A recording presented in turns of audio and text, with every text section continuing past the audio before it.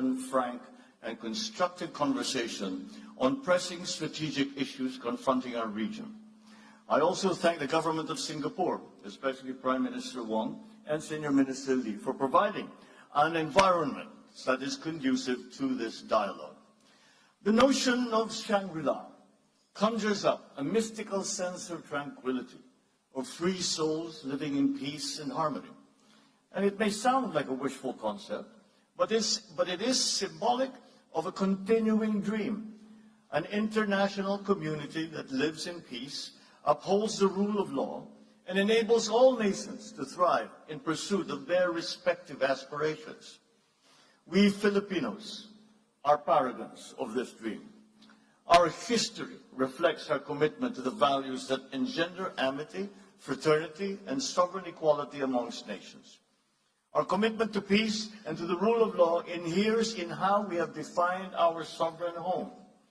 When we established our Commonwealth in 1935, we put together a constitution that defined our territory in accordance with the international treaties that became the basis of our archipelagic unity. The Treaty of Paris between Spain and the United States crystallized our islands into a cohesive whole. The Treaty of Washington clarified the extent of our sovereignty and patrimony and a line set by international powers. We sought to uphold and preserve the integrity of our country's physical unity through international law. Together with others, we put forward the Archipelagic Doctrine, which regards all archipelagic states as a single unit, with the waters around, between, and connecting their islands, irrespective of their breadth and dimension, forming part of their internal waters. This doctrine has since been enshrined in the 1982 United Nations Convention on the Law of the Sea, or the UNCLOS. The same convention also clarified the limits of each state's maritime zones and defined the extent with which they could exercise sovereignty, their sovereign rights, and jurisdiction over those zones. Accordingly, we have made a conscious effort to align our definition of our territory and our maritime zones with what international law permits and recognizes. This has been inscribed in Article 1 of our Constitution. As Senator, I was proud to co-sponsor our Archipelagic Baselines Law, which defines the basis of our maritime jurisdictions. As President, I look forward to signing our Maritime Zones Law, which will clarify the geographic extent of our maritime domain. Our efforts stand in stark contrast to assertive actions that aim to propagate excessive and baseless claims through force, intimidation, and deception. In the West Philippine Sea, we are on the front lines of efforts to assert the integrity of the UNCLOS as a constitution of the oceans. We have defined our territory and maritime zones in a manner befitting a responsible and law-abiding member of the international community. We have submitted our assertions to rigorous legal scrutiny by the world's leading jurists. So the lines that we draw in our waters are not derived from just our imagination, but from international law. We have on our side the 1982 UNCLOS and the binding 2016 Arbitral Award, which affirms what is ours by legal right.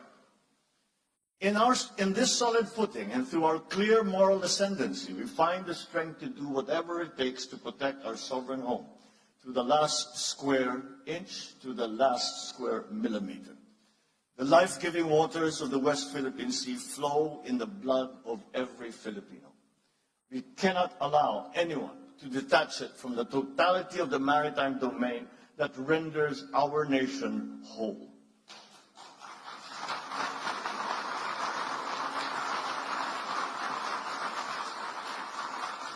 As President, I have sworn to this solemn commitment from the very first day that I took office. I do not intend to yield. Filipinos do not yield. Ladies and gentlemen, we are not only unyielding in protecting our patrimony, our rights, and our dignity as a proud and as a free country.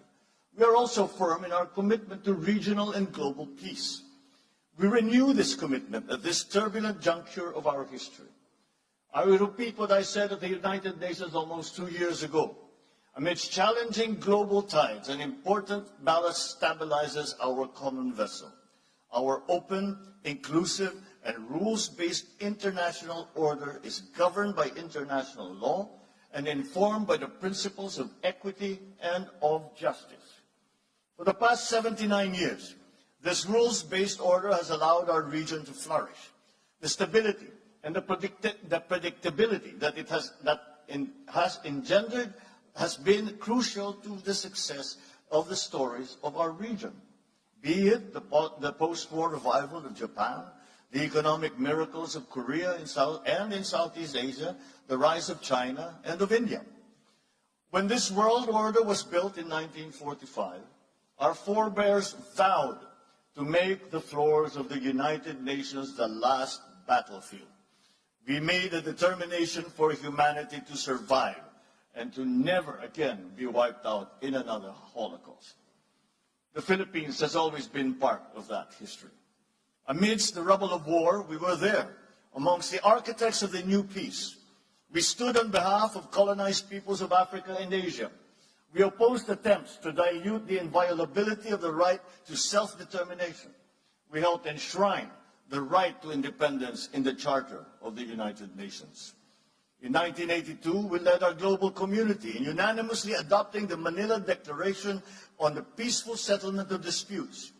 This affirmed that differences amongst nations must always be solved peacefully, through legal and diplomatic processes, never through the threat or the use of force.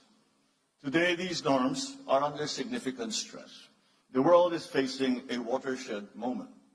In our region, recent patterns of aggression and militarization and emerging arms races threaten our lands of promise with an uncertain future. In the midst of these significant shifts, I see 7 realities in the Indo-Pacific. First, the future of our region will be determined by many nations, each with its own unique experiences and aspirations. Yet, their respective agencies are being challenged by attempts to undermine our faith in prevailing international norms. Second, the strategic competition between China and the United States is permeating the evolving regional landscape. This rivalry is constraining the strategic choices of regional states. This contest is exacerbating flashpoints and has created new security dilemmas. Third, the region looks to ASEAN as the institution that will hold the center amidst these evolving dynamics. Yet, challenges threaten our unity and our centrality. Fourth, as geopolitics continues to permeate the global governance infrastructure, the role of bridge builders has become increasingly important to forge decisive multilateral solutions. Fifth, the global commons will continue to be crucial to the security of all states in the region. Access of developing countries to the high seas and to outer space and the peaceful uses of science and technologies is crucial to international development. Sixth, climate change remains a deadly challenge for the region and for the world. It is the first truly global threat, and for the first time, we face a crisis that affects every single human being on Earth and requires action from every single human being as well. And finally, the development of advanced technologies is rapidly transforming human life and experience. These technologies will solve many of our old problems, but they are so powerful that they also have the potential to disrupt our political and our social orders. These 7 realities muddle the waters that we have to navigate in our collective journey as a community of nations. We cannot reverse course. We must persevere. We must push through. The current juncture does not call for a revision of the regional order. Instead, it calls for the reaffirmation of the wisdom of San Francisco in 1945, of Bangkok in 1967, and of Manila in 1982. Let us return to San Francisco and reaffirm the sovereign equality of all states. We must reject unjust narratives that seek to subsume distinct national interest in the so-called major country dynamic, which seeks to impose a hierarchy amongst nations.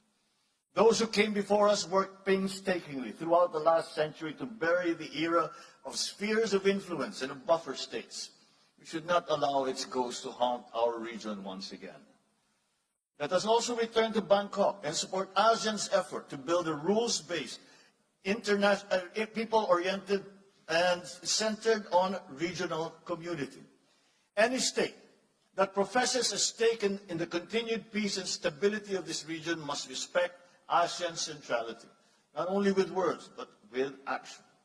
All partnerships and arrangements must never displace or dilute, but rather uphold and complement ASEAN's central role. So let us return as well to Manila and reaffirm our common understanding of how international law governs the peaceful settlement of disputes. Amidst misleading narratives that seek to discredit international legal procedures, there is a need to reaffirm those modalities are an expression of good faith. They are a service to the progressive development and codification of international law. They are never an unfriendly act. Ladies and gentlemen, the past inspires the needed clarity and foresight to confront the challenges of the present and to build a future to which we all aspire. From the achievements of San Francisco, Bangkok, Manila, we as a region draw our abiding compass. First, the sovereign equality of states must remain sacrosanct. Second, ASEAN and ASEAN-led processes must remain central.